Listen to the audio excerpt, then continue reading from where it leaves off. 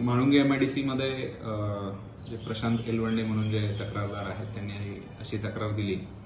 की शशांक अगवणे आणि लता अगवणे जे आहेत त्यांचा एक JCB त्यांनी 2022 मध्ये खरेदीचा व्यवहार त्यांचा झाला. त्याची जी किंमत ठरली होती त्याची पार्शियल अमाऊंट ही तक्रारदारांनी त्यांना दिली होती आणि उर्वरित जी अमाऊंट आहे ज्याची EMI चालू असल्यामुळे तेवढी अमाऊंट ते अगवणे यांना देतील आणि ती त्यांनी EMI स्वरूपात बँकेला भरायची होती. परंतु जे दिलेली रक्कम आहे जवळजवळ 6.5 लाख रुपये ती शशांक अगवणे यांनी बँकेला न भरता परस्पर स्वतःसाठी वापरली असं तक्रारदारांचं म्हणणं आहे आणि मग बँकेने तो जो EMI भरले नाही म्हणून तो JCB जप्त केला होता.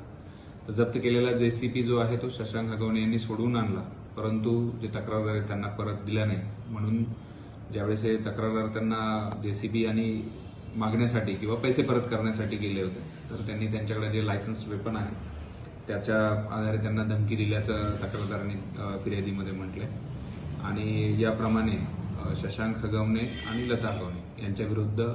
फसवणुकीचा व धमकी दिल्याचा गुन्हा म्हाळुंगे MIDC पोलीस स्टेशनमध्ये दाखल करण्यात आला आहे. त्याचा पुढील तपास पोलीस स्टेशन मार्फत करण्यात येतो. याच्यामध्ये ही जी तक्रार आहे जुलै 2024 पूर्वीची असल्याने 420, 406, 506(2), 34 आणि आर्म्स ऍक्टचा सेक्शन 30 याप्रमाणे हा गुन्हा दाखल करण्यात